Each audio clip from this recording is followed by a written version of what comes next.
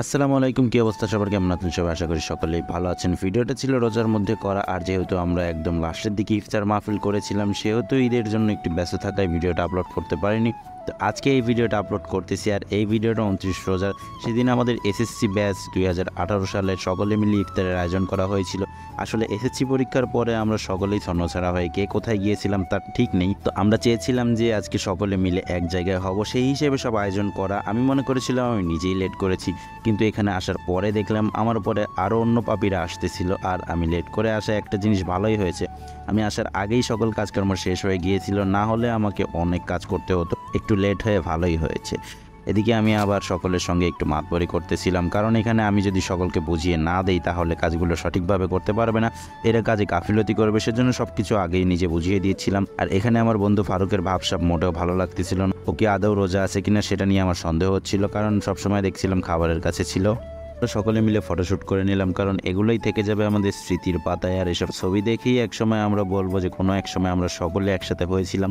কিন্তু তারপরেও এখানে আমাদের অনেকেই মিসিং ছিল, অনেককেই মিস করতেছিলাম। তো ফটো সেশন শেষ করার পরে সকলে মিলে বসে গেলাম ইফতারের জন্য, কারণ ইফতারে আর বেশি সময় নেই। এরপরে আমার পাশে বসেছিল আমার বন্ধু আওয়াল। তো সে আমাকে বলতেছিল সে আমার ভিডিওতে আজে বাজে কমেন্ট করবে। তো বললাম তুমি যা পারো বন্ধু করো, কারণ সমালোচনা করলেই সফলতা আসে। 2 বছর পরে আমরা স্কুলে আসলাম। এই স্কুলটাতে আমাদের সকলেরই অনেক ধরনের স্মৃতি জড়িয়ে আছে, অনেক ঝগড়াঝাটি, মারামারি, দুষ্টুমি সবকিছু জড়িয়ে আছে আমাদের এই স্কুলের। আর এই স্কুলের প্রায় প্রত্যেকটা কক্ষে আমরা ক্লাস করেছি। সবথেকে বেশি স্মৃতি জড়িয়ে আছে আমাদের এই বিল্ডিংটাতে, কারণ এই বিল্ডিংয়ে যখন আমরা ক্লাস করেছি তখন আমাদের প্রায় সকলেরই বোঝার মতো যথেষ্ট জ্ঞান হয়েছে। সেজন্য এই বিল্ডিংয়ের স্মৃতিগুলো আমাদের সকলের খুব ভালোভাবে মনে পড়ে। যেহেতু বেশি দেরি নেই সেজন্য আমরা সকলেই সিরিয়ালে বসে গিয়েছিলাম। এই দৃশ্যটা অনেক ভালো লাগতেছিল, কারণ আমরা সকলে মিলে অনেক বছর পর আবার এক জায়গায় হয়েছি।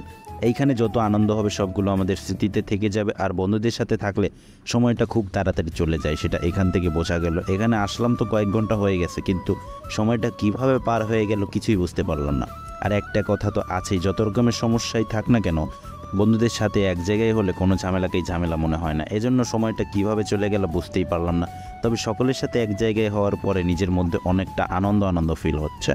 করতে করতে আজান দিয়ে দিয়েছে, অ্যান্ড ইফতারের জন্য বসে গেলাম। সকালে ইফতারি শুরু করে দিয়েছে। আর ইফতারিতে প্রথমে কোনো না কোনো ফল দিয়ে শুরু করতে হয়, যেটা আমি সবসময় করি এবং সবসময় সকলকে বলি।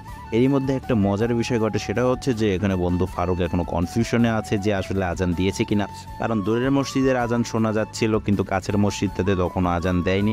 সেজন্য সে ইফতার না খেয়ে ওয়েট করতেছিল। তখন তাকে বন্ধু রবিউল বলল যে আজান দিয়ে দিয়েছে, দেখ আজানের সময় পার হয়ে গেছে।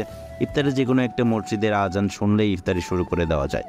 মিলে মসজিদে চলে গেল, কারণ নামাজটা পড়তে হবে। আর নামাজের পরে আমাদের সকলের এখানেই আবার আসতে হবে, কারণ এখানে আমাদের রাতের খাবারের আয়োজনটা করা হয়েছিল। রাতের খাবারে ছিল বিরিয়ানি। আসলে আমাদের ইফতার অ্যান্ড রাতের খাবারটা সকলে মিলে একসাথে করি, এরকমটাই প্ল্যান করা হয়েছিল। তো আমরা কবে আবার সকলে একসাথে হব সেটার কোনো ঠিক নেই, সেজন্য আমরা সকলে মিলে একটু বেশি টাইম একসাথে থাকতে চাচ্ছিলাম। আর ঈদের সামনে হওয়াতে অনেকের অনেক ধরনের ব্যস্ততা ছিল, সেজন্য অনেকেই থাকতে পারছিলাম না। যাই হোক, কোনো ব্যাপার না, এইসব স্মৃতি থেকে যাবে আমাদের মনের মধ্যে, মনের গভীরে। কারণ বন্ধুবান্ধব ছাড়া জীবন আসলে অচল।